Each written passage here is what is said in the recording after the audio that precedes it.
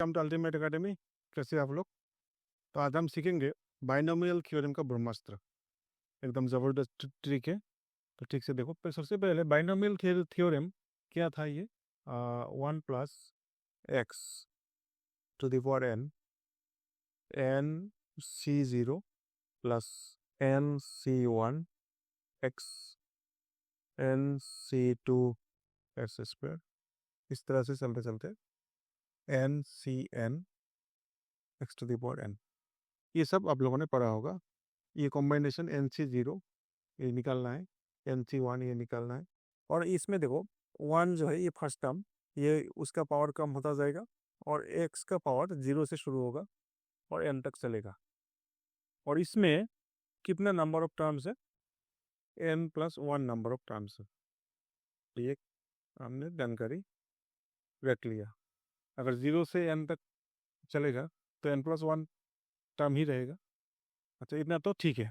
अब देखो ट्रिक क्या है ब्रह्मास्त्र 1, ax + by whole to the power n, इसके पूरे एक्सपेंशन में जो सम ऑफ कोएफिशिएंट्स होगा, ऐसा क्वेश्चन बहुत बार आता है, बोर्ड एग्जाम में भी आता है, सम ऑफ कोएफिशिएंट। अब इस एक्सपेंशन में कोएफिशिएंट्स कौन कौन सा है? ये कोएफिशिएंट है, nc1 एक कोएफिशिएंट है, nc2 एक कोएफिशिएंट है, माने x को छोड़ के जो भी आगे है सब कोएफिशिएंट्स है। तो ऐसे करके इसका एक्सपेंशन भी कुछ होगा, उसमें भी बहुत सारा कोएफिशिएंट्स हमको मिलेगा। उन सब का सम वो कितना होगा? तो वो होगा a + b⁴n। ये हो गया ट्रिक। अब इसका एक न्यूमेरिकल देखते हैं। Example 4x - 2y⁴6। अब इसमें हम और कोऑफिशिएंट्स क्या होगा? तो a और b का प्लस करना है, a + b, a - e हो जाएगा, पावर n और 6 कितना होगा? 2 का पावर 6 माने 64।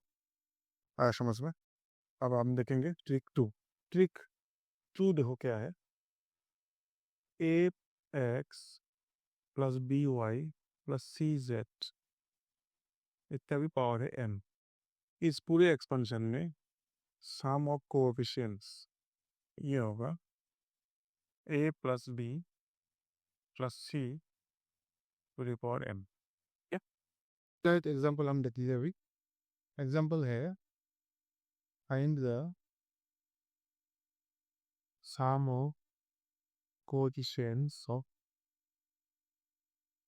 2x + ay + 4z और 20 के अंदर क्या होगा? a कितना है? 2, b है 3, e is a। The sum of the coefficients ever a + b + c power n 9 for 20।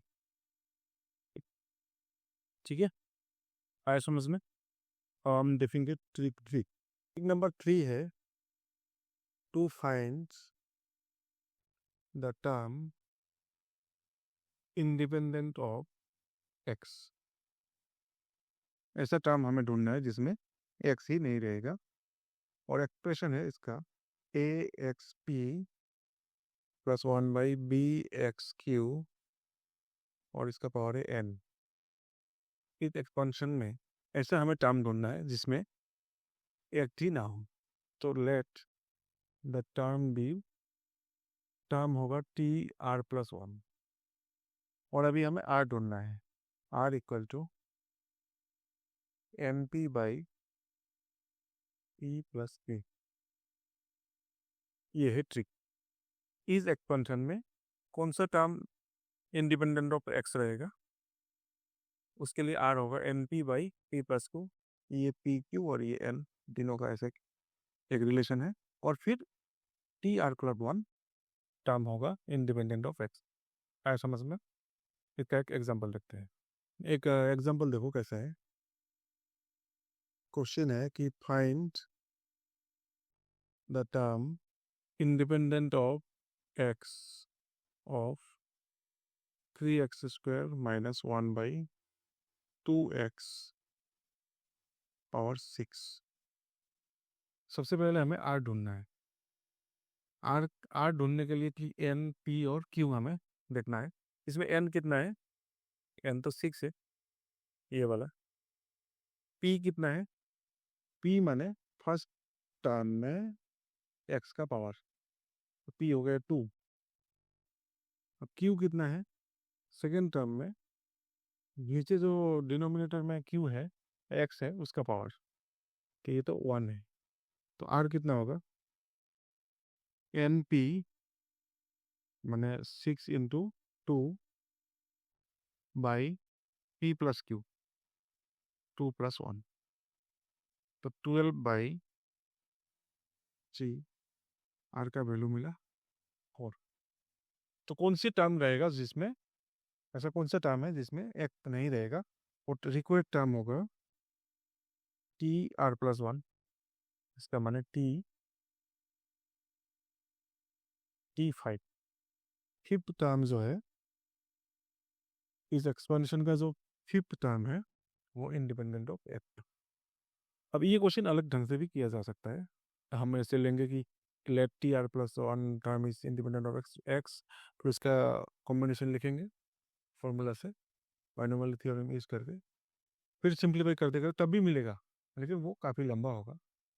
और अगर आप इस ट्रिक को यूज़ करेंगे तो एकदम बहुत आसानी से, और 2-3 बार प्रैक्टिस करने से तो और भी आसानी से और भी शॉर्टकट तरीके से ये सबको स्किप करके भी आप कर सकते हैं।